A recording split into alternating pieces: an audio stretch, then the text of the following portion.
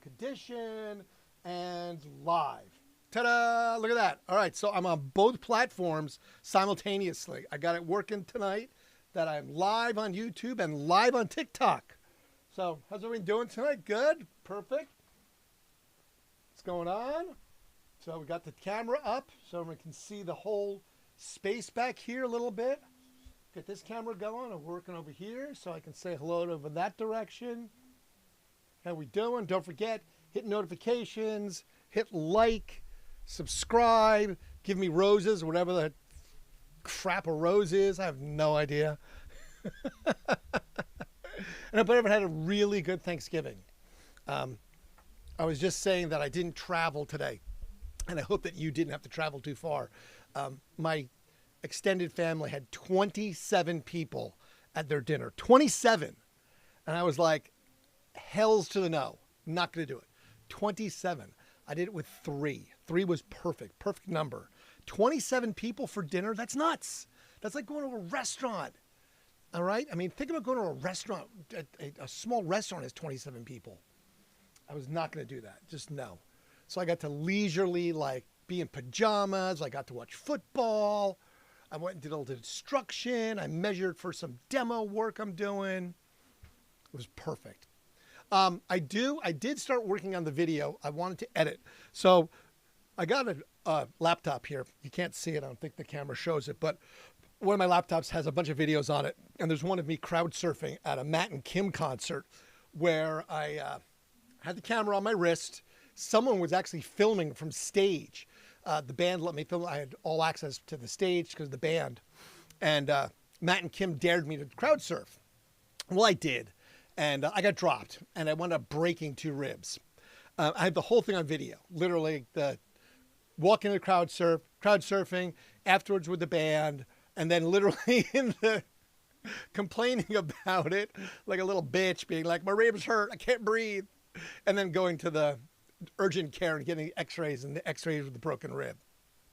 But I'll get that edited and I'll get that inserted. I just have to figure out how to get it inserted. Now I should be able to insert things here. So yeah, see, I'll be able to insert actually things right there. You'll be able to see stuff on all the platforms too when I get it redone. But I just have to figure out how to get this new hookup in here and we'll get that working. So you'll make a happy turkey day.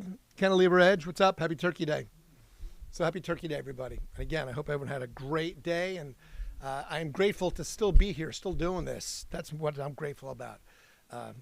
Not living in the future, living in the day, living in the now. I read something really inspirational today that I'll find later because I put it on my phone and I don't know where it is. So now, I realize that this isn't always Thanksgiving. Thanksgiving is the 4th Thursday of November. So this is a really late Thanksgiving. The 27th is like one of the later Thanksgivings. So it's not always on the day. So finding things that happen on Thanksgiving, it isn't always today. It's just the 4th Thursday. I was aware of that, but wasn't sure because that doesn't mean if you have a birthday on Thanksgiving today, doesn't mean that you were born on Thanksgiving 5 years ago, 10 years ago, 50 years ago, because it may not have been the same one. So that you have to keep in mind, that Thanksgiving fluctuates over time, that it is not the same day all the time. Like Christmas or the 4th of July, always on the same day, 4th of July, Christmas the 25th, but Thanksgiving actually fluctuates. So there you go. All right. Right, we did the whole like, subscribe, things like that. And remember, this is no particular order. We're going to go back in time in history, forward, backward. We'll talk about bands, music, movies, TV, just stuff, things that happened on this day throughout history. Okay? Here we go. All right. So there's a very famous photo that you may have seen it or not. It's a picture of Frank Sinatra. It's a mugshot of Frank Sinatra. It's been on T-shirts and everything, and it's added to the mystique of Frank Sinatra. In 1938, in Bergen County, New Jersey, the sheriff arrested Frank. Now, a couple things. One, my mom is from Bergen County, New Jersey. 2, my dad hated Frank Sinatra. I've talked about that. My dad never liked Frank Sinatra. He was a Jersey guy. My dad was from Massachusetts for some reason, just didn't like Sinatra. Don't know why. Just didn't happen. But anyway, he was arrested at 23 years old. And what he was arrested for, now this is an interesting charge because in the 30s and 40s, there was a lot of different laws about morality. Now, morality meaning like, nowadays, whatever. We deal with that in civil court and everything else. But the police back in the 30s were worried about morality. So what he got arrested for was a charge of seduction. Okay. Seduction was that he basically talked to a young woman. Now she had to be single, a young woman, and said, "Hey, baby, love you. You're great. You're cute, beautiful. Let's go, have sex, but I'll marry you." So he lied about that and he got arrested for that because that was seduction.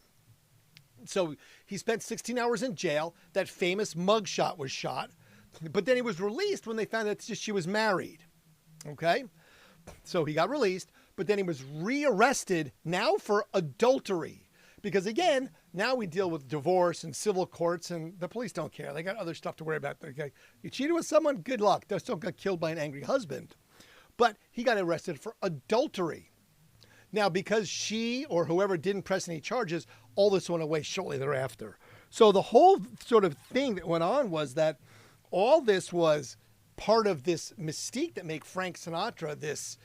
It didn't hurt his career. It didn't make him lose endorsements. Nothing bad happened to all this.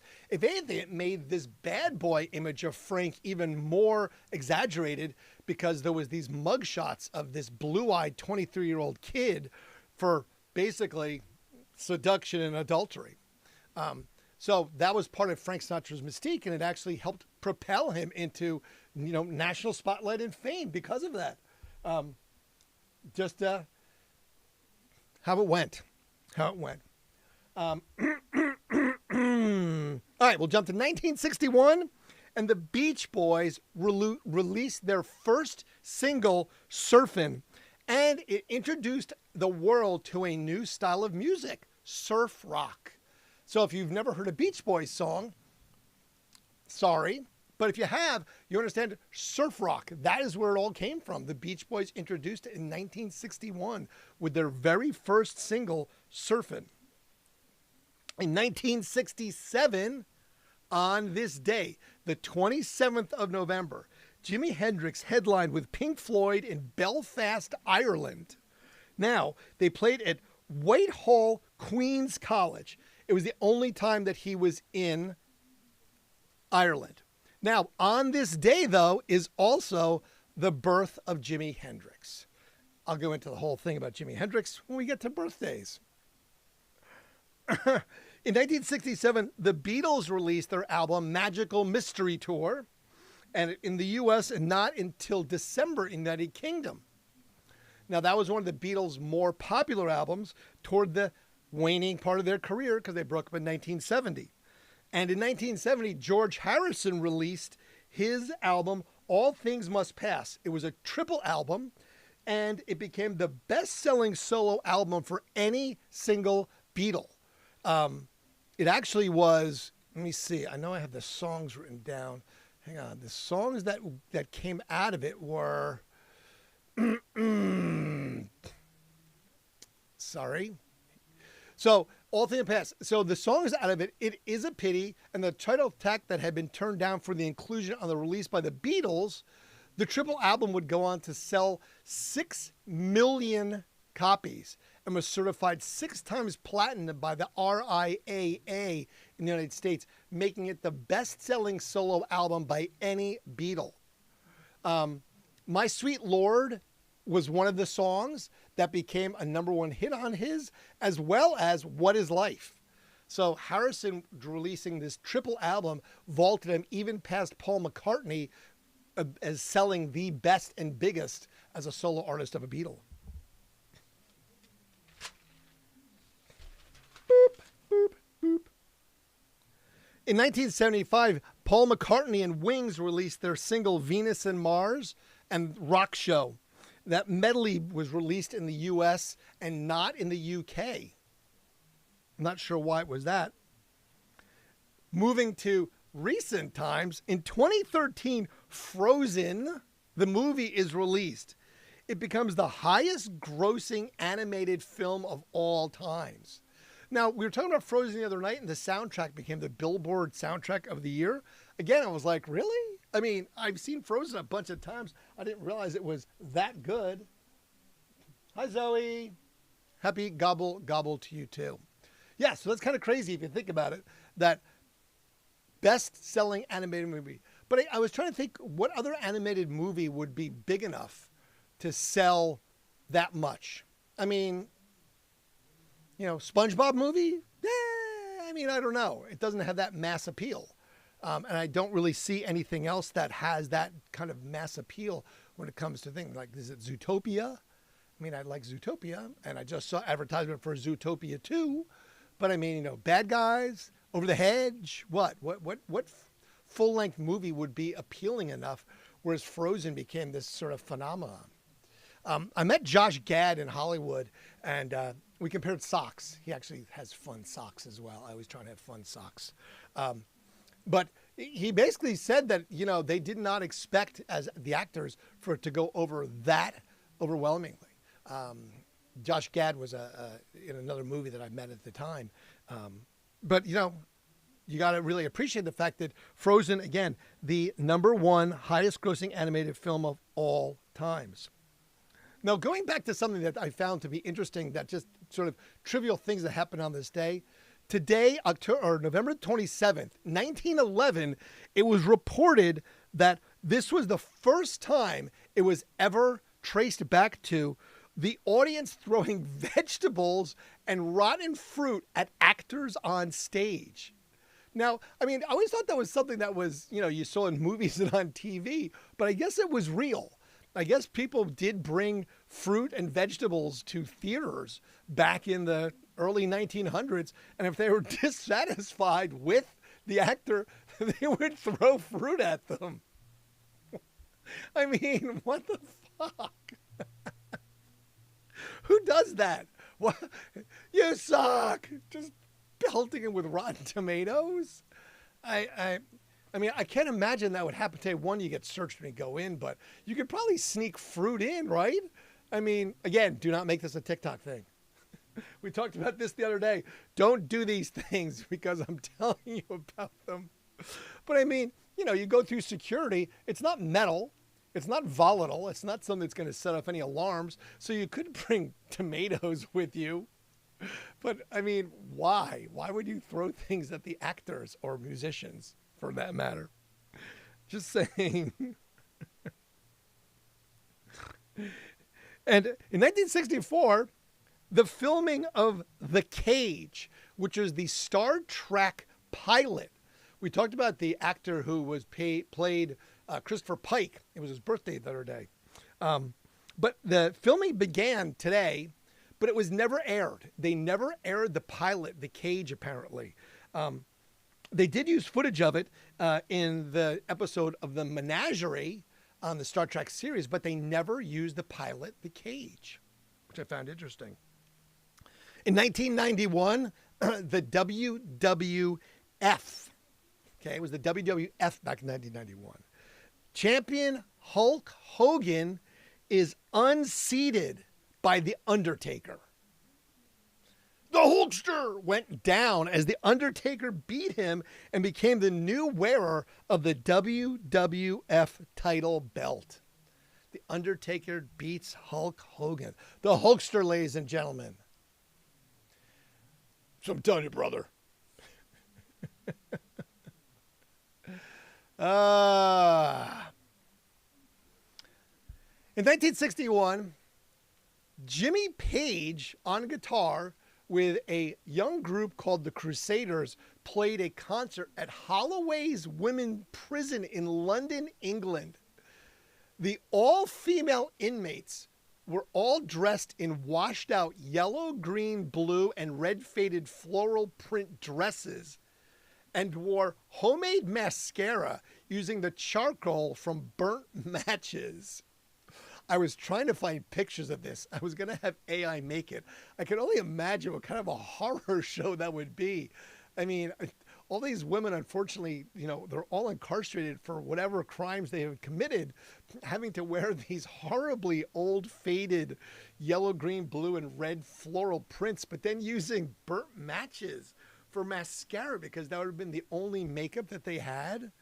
I can only imagine that they would look like my fourth grade, elementary school teacher, Mrs. Duff, because she looked like she used burnt matches to do her mascara. Her eyelash always been, she always had lipstick like up around her mouth, like she was grasping with her fist and like putting it on like that. She was one of these people that always would be like, shut up, you be quiet. So yes, I can only imagine what a horror show that would have been.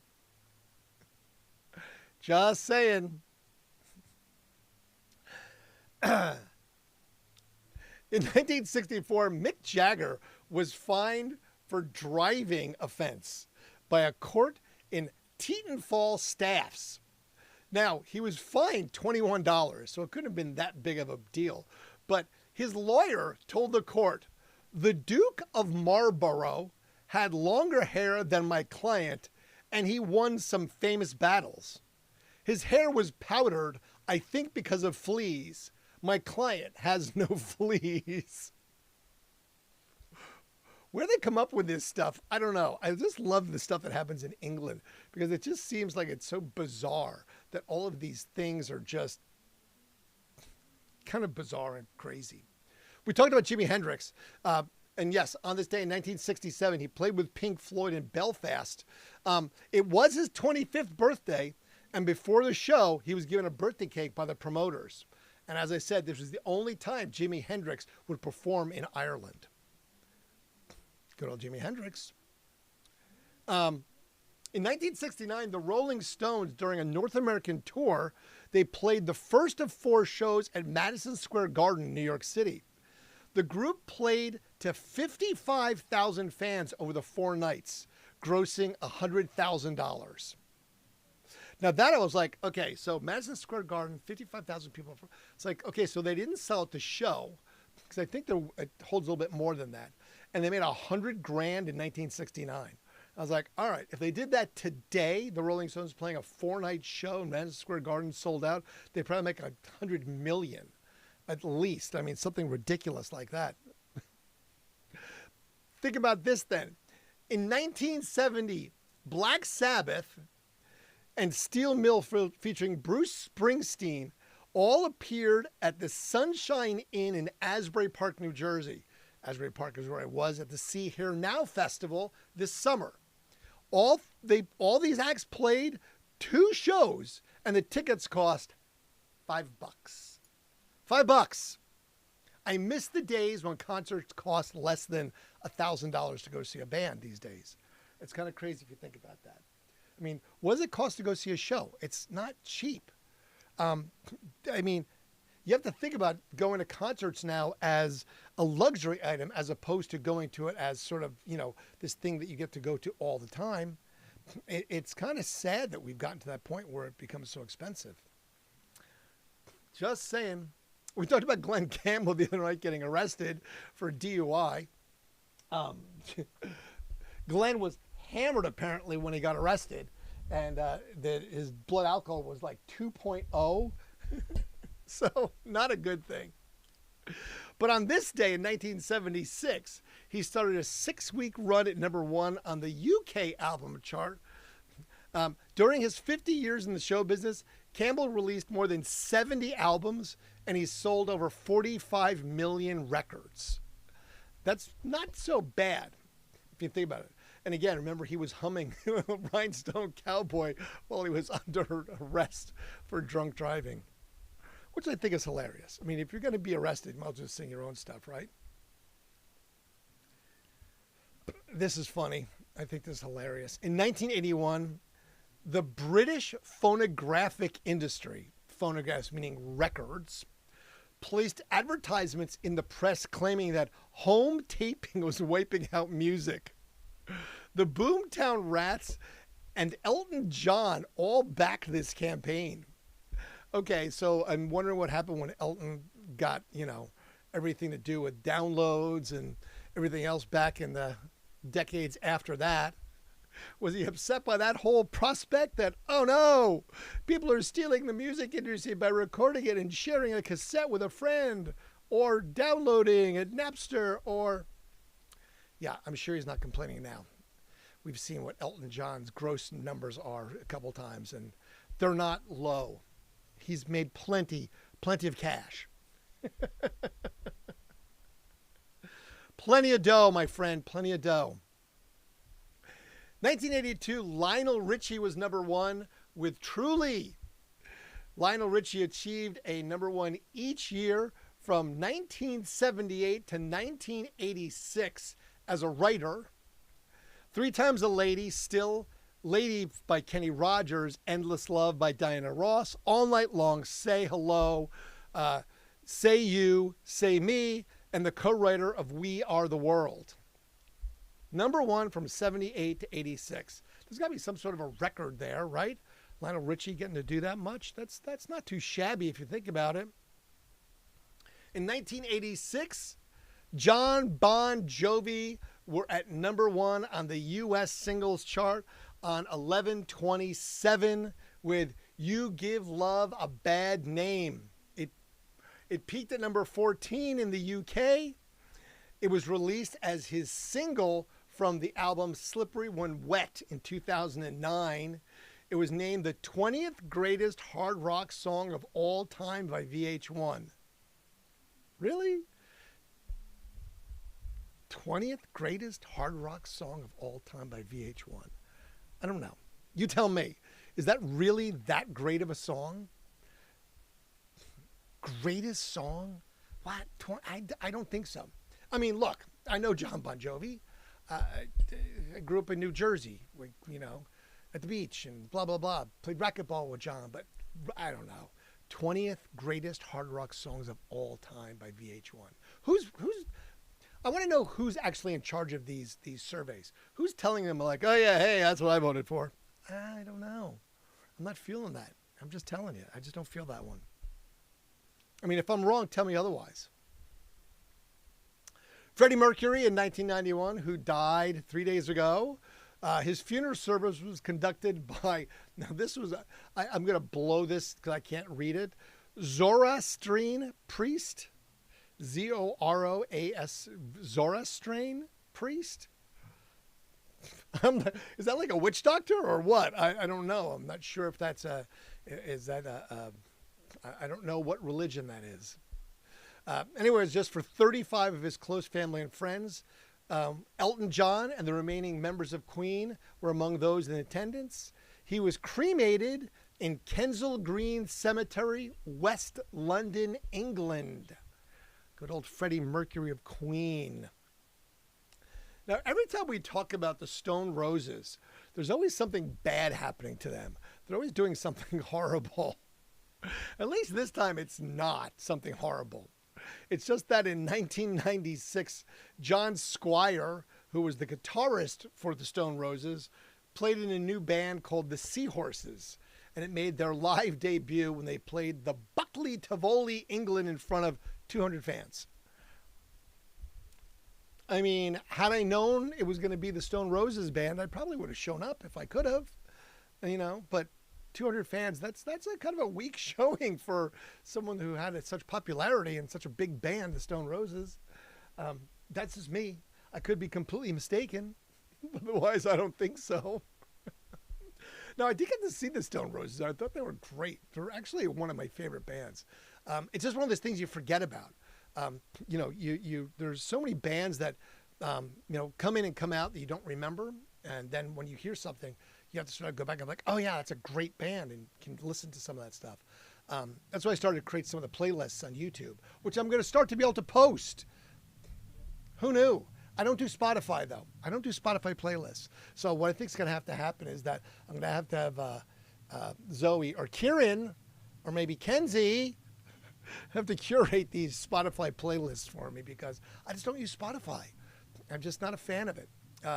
They were, competition with me at the radio station for years, going after the same ad dollars. So, I just never really got into the whole Spotify thing. Now, this one's kind of bizarre. In 1997, a fan brought the funeral of Michael Hutchinson from In Excess to a standstill when he tried to launch himself from a 20-foot high balcony with a cord around his neck, imitating the death of Michael Hutchison. Wow. He was removed by police and taken away to a psychiatric unit. Yeah, I would think so. Like what did he, what? I don't know, man. That's a weird tribute. I don't know. I mean, I understand, imitation is the highest form of flattery, but that one's a little bizarre. Like, I don't get it. You tell me, why in fact are you trying to launch yourself off a 20-foot platform? A, why do you have a cord around your neck launching yourself off a 20-foot platform? B, and why? I don't get any of it. C, like, none of that makes sense to me. I mean, you're I don't know. I'll just let that one go. It just seems a little bizarre, more bizarre than I'm willing to understand. So remember we talked to Rolling Stones. They made $100,000 back in the day in '91. Figures released by the Rolling Stones show that the band had grossed, ready for this one, $212 million from their 2002 world tour. The report showed that they had made over $1 billion from 1989 to 2002 from royalties, album sales, and tour revenue. $1 billion. Now, Taylor Swift did that as Taylor Swift, but the Rolling Stones took a little bit more time to do that. But still, that's B. That's billion. That's not 100 million. That's 999 million plus one, making $1 billion. So I don't know where they are in the grand scheme of earners, but that's not too bad if you think about it. Now this one, this comes the heading of you have way too much money. Think about it. Defense contractor David Brooks booked New York's Rainbow Room for his daughter Elizabeth's favorite acts for her bat mitzvah coming of age celebration in 2005. Okay? I mean, I can see that, right? You want to do something great for your daughter's coming of age bat mitzvah. The stars who appeared at her bat mitzvah included 50 Cent, Tom Petty, Aerosmith, Don Henley, Joe Walsh, and Stevie Nicks. This is for a girl's teenage bat mitzvah. 50 Cent, who was paid $500,000 to appear, performed only 4 songs, but did manage to work in the lyric, "Go shorty, it's your bar mitzvah. We gonna party like it's your bar mitzvah." The party cost, ready for this one, $10 million, including the price of corporate jets to include that as ferrying the performers to and from the venue from all across the country. $10 million for his daughter's coming-of-age party. I got no judgment, but that's just a lot of money to spend on a party. Now, how do you follow that up? That's what I want to know. I mean, this dad better never lose his job. Well, he's a defense contractor, so he probably won't. But, I mean, that's just some serious jack. $10 million. Yikes. Now, this is in London. The copyright laws only allow bands to keep their copyright for 50 years. Where the United States, the law changed. It was actually the Sonny Bono law, where it allows for musicians to copyright like 50 years plus another 75 after they're dead, so they can hold on to the rights for a long time. In England, in 2006, Sir Cliff Richard lost a battle to extend the number of years that musicians could keep the royalties for their records. He wanted the copyright to last 95 years rather than the present 50 years, but independently reviewed recommended that the terms would not change. The biggest problem is that he had songs that he recorded all the way back in 1958, and they would start to come out of copyright in 2008. So bands losing copyright means that you can play them on this platform or somewhere else without losing rights or having to pay for the royalties of it. It's sort of like Mickey Mouse losing rights because it will come out of copyright after 50 years. So Disney will lose the copyright of those things. But they changed some of those laws in the United States for that reason alone. Now, our good friend Taylor Swift, once again, was #1 on the U.S. album chart with her 5th studio album, 1989. This came out in 2014. The total U.S. sales from the debut week of 1989 was the highest of any album since 2002, and 1989 became the best-selling albums of 2014 in the U.S. The album has now sold over 9 million copies worldwide. Taylor Swift, man, she is just like a thing to be reckoned with. Now, if you don't know, I'm not a country music fan. I know. Throw all the shade you want, okay? I'm an alternative rock guy. That's, being an alternative rock for 35 years, that's what I like. I like alternative rock, not a country music guy, okay? So in 2017, country singer Blake Shelton was named People Magazine's Sexiest Man Alive. What? Really? Blake Shelton? I was like, I went looking at a picture. I was like, is he? No, I don't think so. I don't think so. That's, He was the second musician to receive the honor in the annual feature's 32-year run. The first was Adam Levine, his fellow coach on The Voice in 2013. Yeah, see, I'm thinking that's a payoff. It must be owned by the same corporation or something, because there's no way. I'm like, Blake Shelton? I'm like, no. Come on, sexiest man alive. There's got to be someone who's sexier than that one, I think. That's just me. Personally, I just don't think he's the sexiest man alive. If I'm mistaken, please tell me. If you have a different opinion about Blake Shelton as the sexiest man ever, I would love to know. I don't think so. That's just me. More Taylor Swift. Her extended version of All Too Well, which I have no idea, just so you know, I don't listen to Taylor Swift, with a running time of 10 minutes and 13 seconds, went to #1 on the U.S. Hot 100, becoming the longest song ever to top the charts. Don McLean held the record since 1972 when American Pie, Bye Bye Miss American Pie, was 8 minutes and 36 seconds long. So Taylor Swift beat that by almost 2 full minutes.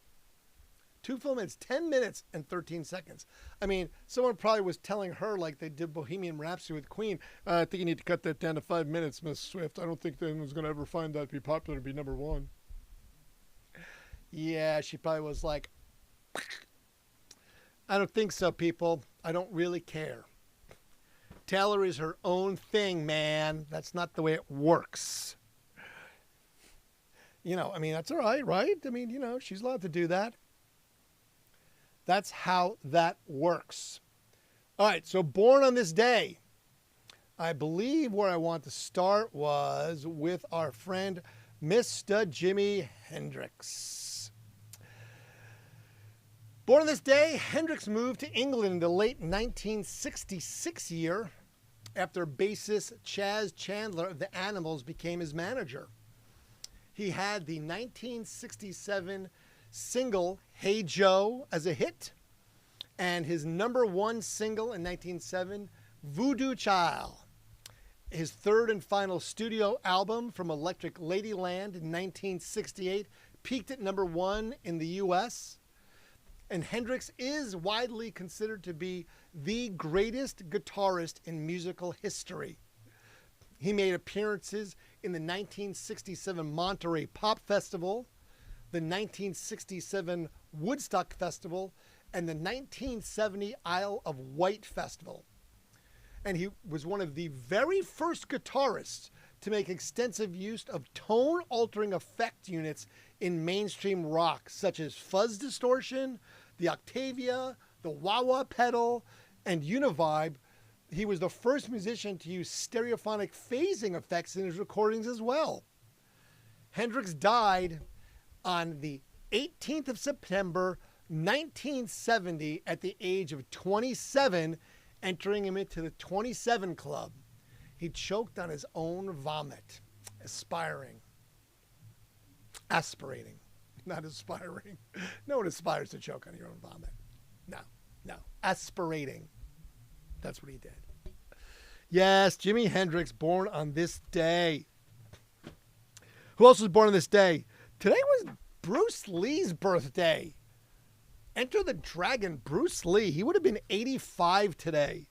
Bruce Lee died at the age of 33. And again, it was one of those stupid things, getting punched, not ready for it, and wound up dying of it. Poor Bruce Lee.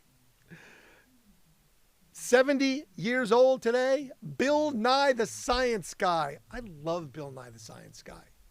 Okay? Anyone that can do science stuff like that, I just love that stuff. I was playing with liquid nitrogen. I've got a tank. I actually bought one of these giant liquid nitrogen tanks, and we are freezing everything. Me and the guy from COSI, the Center of Science and Industry, we're freezing everything. I mean everything. We froze roses, we froze a t-shirt, we froze a pumpkin, we froze balls. And it's funny because, yeah, when you freeze things like that, they shatter. Like we actually, you take the rose and it shatters like glass. And we took a ball, like one of those balls. Literally, you hit it with a bat and it literally broke like glass everywhere. It was just wild. I'll have to start breaking things again.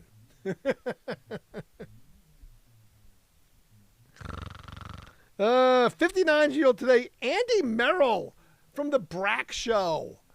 He's from Newark, Ohio, of all places. I had no idea. But yes, I love watching The Brack Show.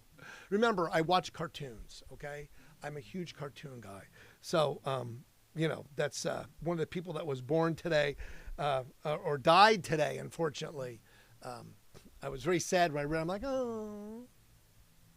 Also born on today, Jaleel White. Do you know who Jaleel is? He's 49 today. It's Urkel.